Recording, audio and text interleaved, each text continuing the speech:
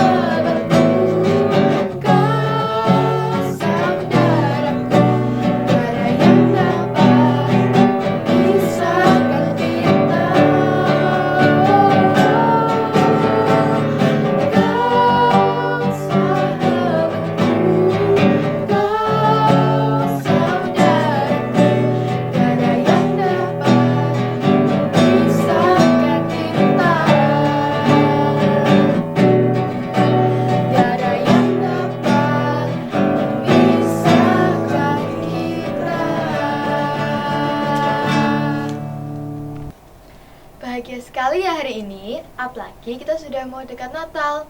Siapa yang sudah tidak sabar mau Natal? Saya. Yuk kita sama-sama sambut kedatangan raja kita. Kita mau pecikan Joy to the World.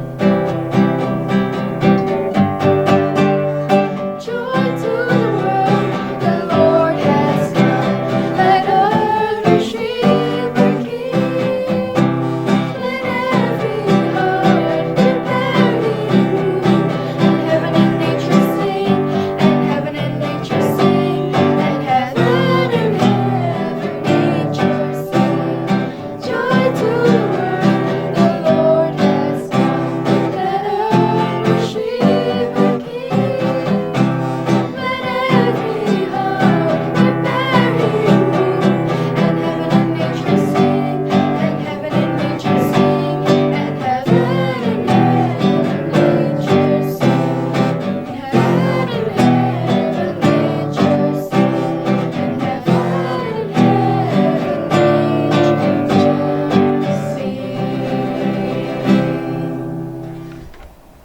Adik-adik, tahu nggak nih kenapa Tuhan mengirimkan putranya datang ke dunia ini?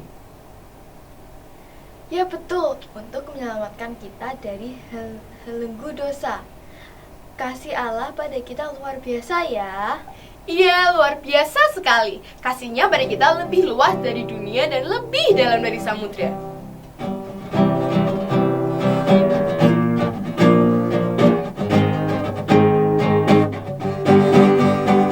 Lebih besar dari dunia, kasih Yesus bagiku.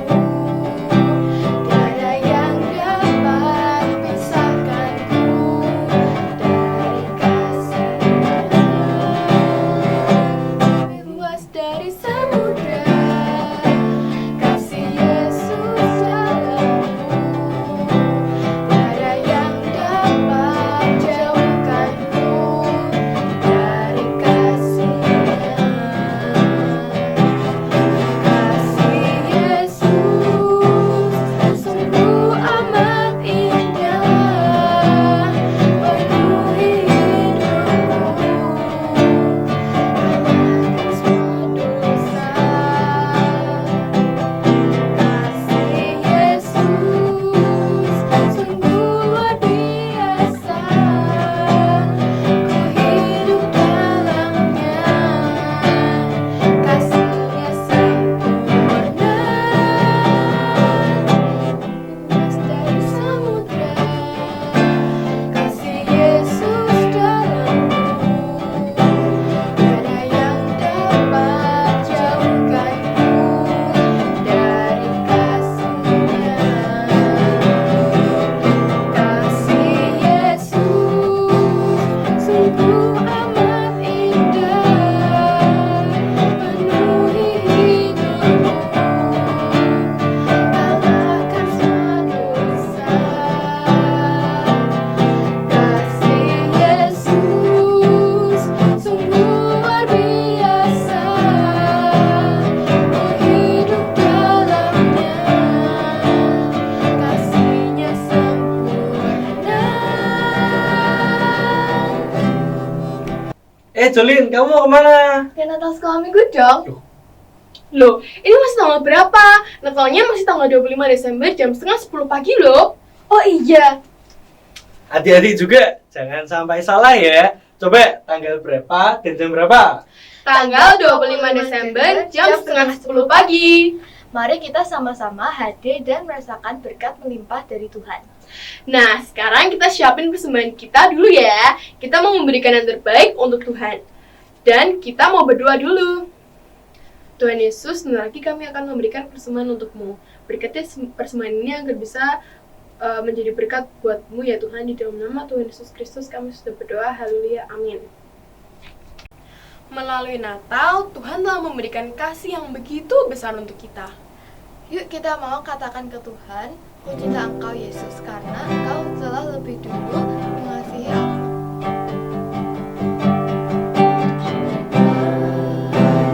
Sungguh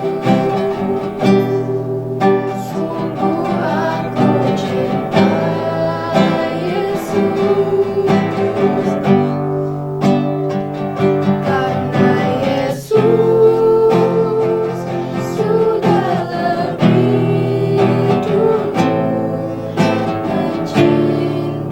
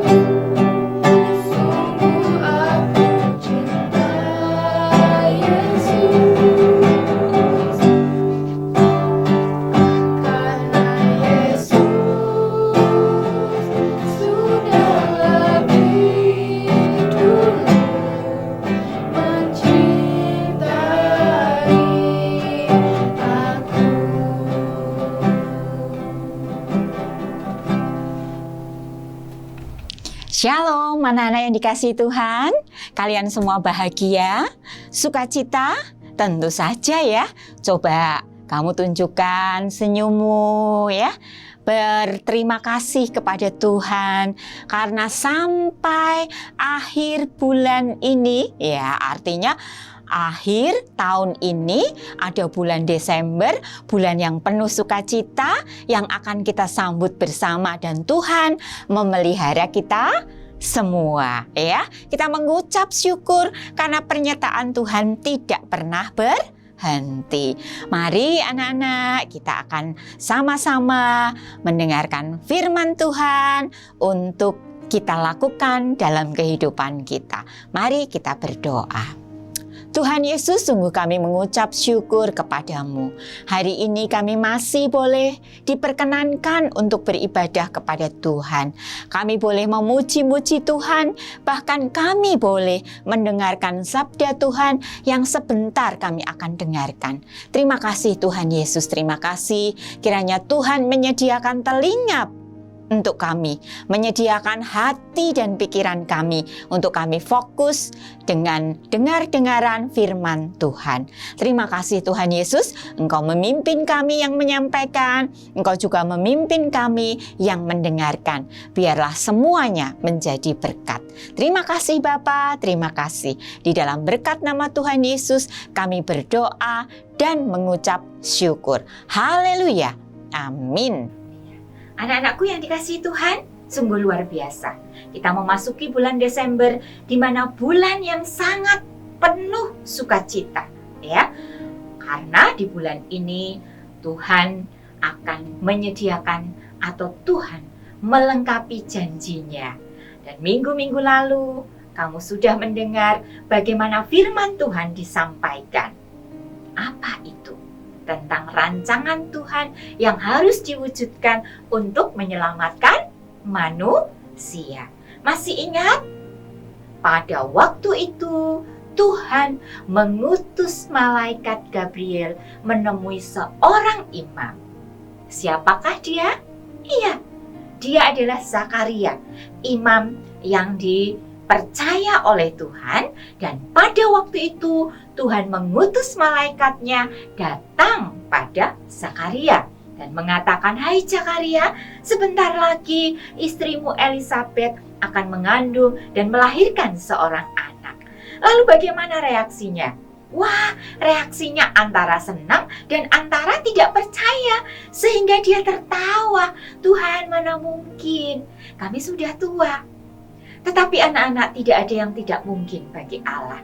Dan benar, Elisabet mengandung dan kemudian nanti tentunya akan melahirkan seorang anak, ya. Tapi tahukah kamu bahwa Elisabet itu juga punya siapa? Seorang saudara, ya. Namanya Maria. Nah, Maria ini sepupu dari Elisabet. Masih ingat ya? Nah, Elisabet dan Maria adalah saudara. Ketika Elisabet mengandung dan sampai pada usia yang ke-6 bulan, ya, kemudian Maria datang mengunjungi Elisabet pada waktu itu, ya. Perjalanan Maria itu sebenarnya sangat panjang, jauh, kira-kira 145 kilometer. Kalau itu berjalan, Bu Arin juga tidak tahu itu berapa kilometer, berapa hari begitu ya ditempuhnya. Bayangkan kalau misalnya itu 1 kilo itu misalnya kamu berjalan 1 menit atau mungkin enggak ya? Wah ya enggak mungkin ya 1 kilo kok 1 menit. Nah kalian nanti bisa menghitungnya kira-kira berapa lama perjalanan itu. Jadi walaupun tampaknya di Alkitab itu Maria pergi ke rumah Elisabet di dekat pegunungan atau di dekat apa itu ya, bukit begitu, tapi ternyata sebenarnya adalah jauh. Nah, jadi dia berusaha keras untuk menemui Elisabet. Jadi rumah dari Maria itu ada di Nazaret, tetapi perjalanannya itu hampir melewati beberapa kota ya. Jadi kamu bisa lihat nih di dalam peta ini ya. Jadi kamu bisa perhatikan itu. Jadi melewati beberapa kota yang jauh. Nah, sesampainya di sana bayi yang dikandung oleh Elisabet itu melonjak ya. Wah, Elisabet mengatakan gini, "Salam, hai wanita yang diberkati oleh Tuhan," gitu ya. Betapa sukacitanya nih, anakku itu melonjak kegirangan kamu datang. Karena tahukah anak-anak, pada waktu itu Maria juga sudah pernah didatangi oleh siapa? Malaikat Tuhan. Jadi setelah malaikat Gabriel itu menemui Zakaria, malaikat itu pun beberapa bulan kemudian menemui Maria, ya. Menemui Maria, diberitahu, "Hai Maria, ya, jangan takut, ya. Kamu akan melahirkan seorang anak laki-laki yang akan menjadi juru selamat." Nah, anak-anak yang dikasihi Tuhan, pada waktu itu sebenarnya Maria juga, bagaimana mungkin Tuhan, aku bisa mengandung? Aku belum menikah, aku belum bersuami, aku baru bertunangan. Tapi kata Tuhan, bayi ini adalah dari Roh Kudus. Lalu Maria tidak ngotot lagi. "Oh Tuhan, baiklah, jadilah kehendak-Mu." Nah, itu yang dikatakan Maria.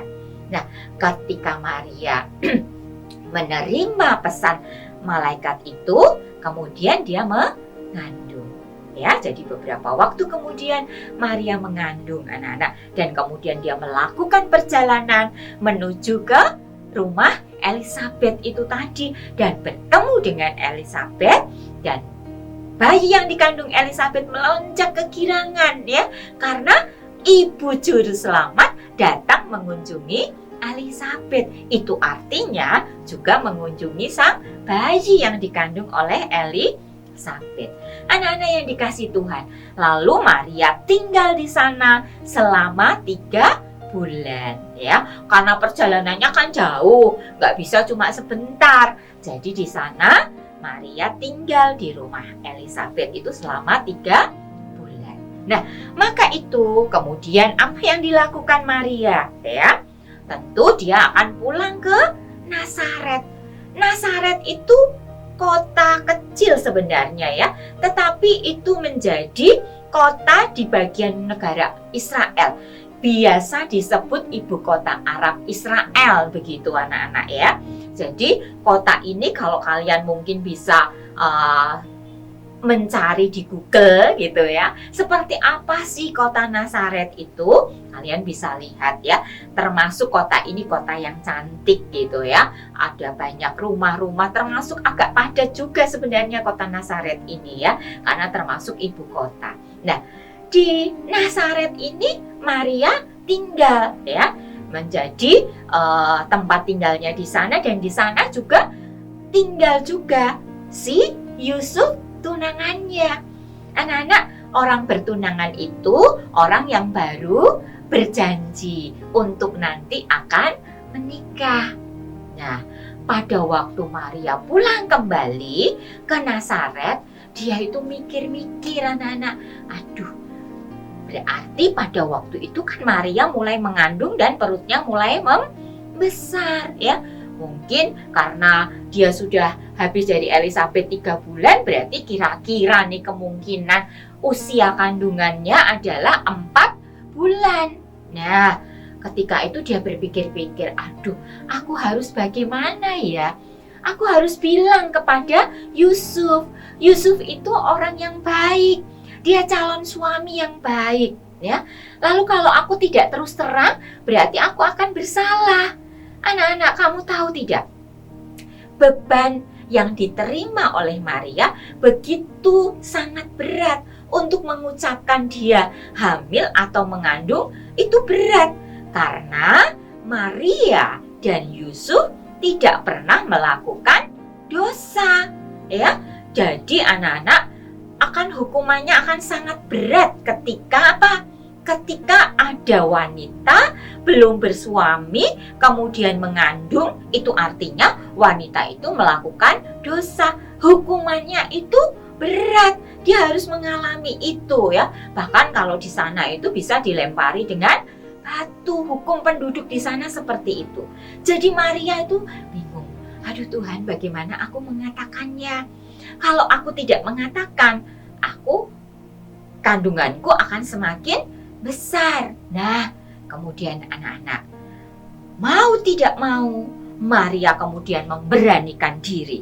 Dia kemudian datang ya kepada Yusuf dan dia bercerita, Yusuf, aku sedang mengandung, tapi aku tidak melakukan dosa. Bayi ini adalah bayi dari Roh Kudus. Lalu mendengar seperti itu sebagai tunangannya, pasti Yusuf kaget. Loh, kok bisa? Kita kan belum seperti suami istri.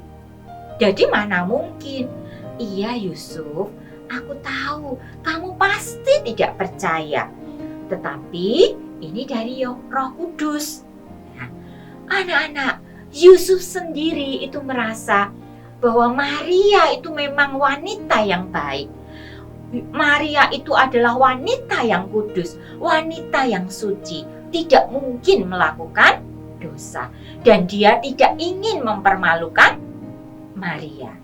Pada waktu itu dia diam-diam ingin memutuskan hubungan dengan Maria tanpa harus mempermalukan Maria.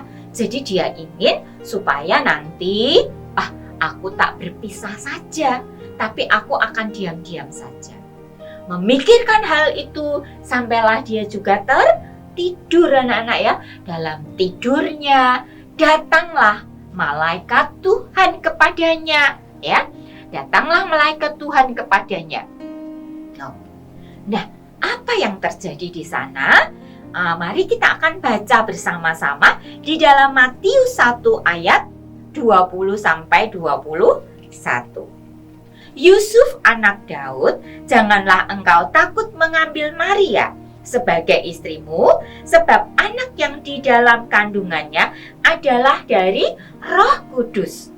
Ia akan melahirkan anak laki-laki dan engkau akan menamai dia Yesus, karena dialah yang akan menyelamatkan umatnya dari dosa manusia. Anak-anak, jelas itu adalah firman Tuhan yang disampaikan melalui malaikat Tuhan di dalam mimpi Yusuf. Nah, itu menguatkan siapa? Menguatkan si Yusuf. Kemudian dia tahu, oh Tuhan, benar ya.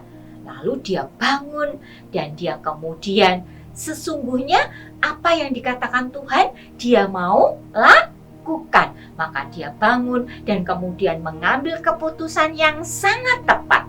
Ketika dia sudah bangun, lalu kemudian apa yang dilakukannya?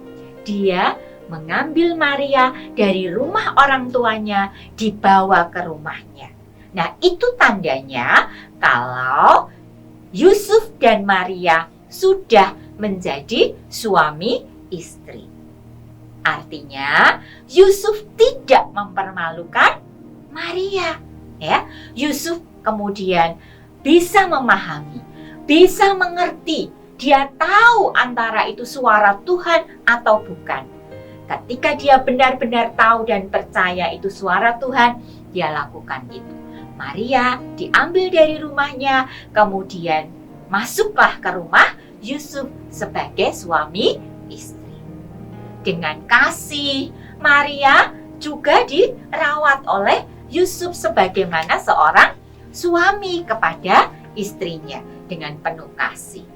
Anak-anak, kehidupan Yusuf dan juga Maria ini kehidupan yang luar biasa. Mengapa Tuhan memilih Yusuf dan Maria? Tentu bukan sembarangan. Maria seorang wanita yang kudus. Yusuf juga seorang yang kudus dan mulia hatinya. Maka itu Tuhan memilih dua orang untuk menjadi orang tua dari Yesus. Anak-anak, tapi kehidupan atau kesulitan atau hambatan dari Maria dan Yusuf tidak berhenti sampai di situ. Suatu hari anak-anak ya, ada sebuah perintah begitu ya. Di dalam Lukas 2 ayat 1 sampai 6, anak-anak nanti bisa membaca ya tentang sensus penduduk. Apa itu sensus penduduk ya? Di tempat itu, di tempat di mana aslinya Yusuf tinggal, ya sebetulnya bukan dari Nazaret, dia harus kembali ke Bethlehem, ya. Di sana ada perintah untuk menghitung semua jumlah penduduk. Nah, penghitungan penduduk itu disebut sebagai sensus penduduk. Sampai sekarang juga ada, negara kita ada sensus penduduk anak-anak, supaya kita bisa tahu, atau negara kita bisa tahu penduduk Indonesia itu berapa sih? Jumlahnya sekitar 40 jutaan mungkin kalau Indonesia, ya. Nah, pertama kali diadakan sensus penduduk, di mana pada waktu itu Gubernur Quirinius melakukannya. Jadi akan menghitung seluruh penduduknya. Itu sebabnya ketika Maria saat itu mengandung, perutnya sudah mulai besar, perintah itu muncul anak-anak, ya. Perintah itu muncul dan mereka harus kembali ke Bethlehem. Nah, jadi Maria dan Yusuf harus ke sana. Yusuf membawa Maria dengan seekor keledai. Maria naik di atasnya. Kamu tahu ya, keledai itu bukan kuda, ya, berbeda. Kalau kuda itu bisa dipacu cepat sekali. Nah, tapi kalau keledai tidak. Keledai lebih kecil dari kuda. Walaupun bentuknya mirip-mirip kuda, ya. Berjalan melalui perjalanan yang sangat jauh, mereka harus kembali ke kotanya. Anak-anak yang dikasihi Tuhan, tentu saja mereka dalam perjalanan tidak hanya berhenti sekali sampai begitu, ya. Pasti berhentinya beberapa kali, ya. Tentu banyak kali, apalagi Maria itu mengandung. Ya, sampai pada harinya, sampai di kota itu hari sudah gelap. Ya, anak-anak yang dikasihi Tuhan, kalian bisa bayangkan tentunya capek, ya. Tidak naik mobil, tidak naik pesawat, ya. Nah, sampai di sana tentu mencari apa?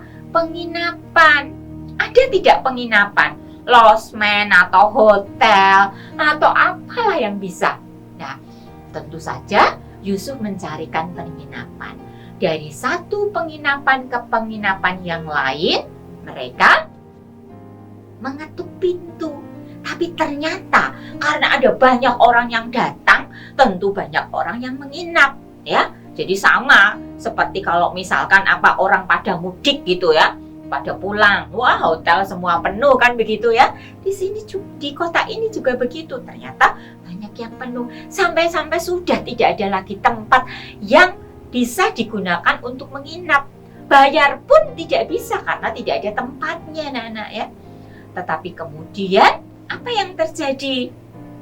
Mereka mendapatkan satu tempat istimewa. Menurut Tuhan itu istimewa. Itu tempat yang layak. Tahukah kamu tempat itu? Tempat itu hanya sebuah tempat bekas kandang. Lalu apakah Tuhan Yesus kita akan lahir di sana? Kita tidak tahu. Nanti kita akan menunggu berikutnya. Ya, firman Tuhan berikutnya akan menyampaikan apakah benar Tuhan Yesus nanti lahir di sana, atau nanti ada orang yang mengasihi dia, atau Yusuf dan Maria, oh Bapak Ibu berhubung ada yang mau melahirkan, aku akan berikan tempatku. Adakah yang begitu? Ya, kita tunggu saja. Tapi anak-anak, firman Tuhan hari ini belajar apa saja? Mari kita belajar dari Yusuf dan Maria. Apa yang dipelajari? Yang pertama, anak-anak, peka terhadap suara Tuhan. Kita itu seringkali lebih anak-anak lebih juga mendengar suara teman-teman. Atau mungkin, nah ini nih yang suka kalian ucapkan dari mendengar orang lain. Lebih peka. Misalkan bermain game, coba ingat ya, kalau kalian kalah, kata-kata apa yang muncul? Kata-kata apa yang keluar dari mulut kalian? Nah, itu kalian bahkan lebih peka itu. Tapi kalau kalian misalnya ditanya firman Tuhan, apakah kalian peka suara Tuhan? Suara Tuhan itu suara yang baik kan anak? Tentu kalian tidak akan mengeluarkan kata-kata yang tidak baik. Karena suara Tuhan baik, maka kamu juga harus mewujudkan dengan kata-kata yang baik. Jadi harus peka, oh ini suara Tuhan. Kalau bukan suara Tuhan, jangan kamu ucapkan. Yang harus kamu sampaikan adalah suara Tuhan. Jadi harus peka. Seperti Maria, seperti Yusuf. Oh, ini suara Tuhan. Aku harus mengandung.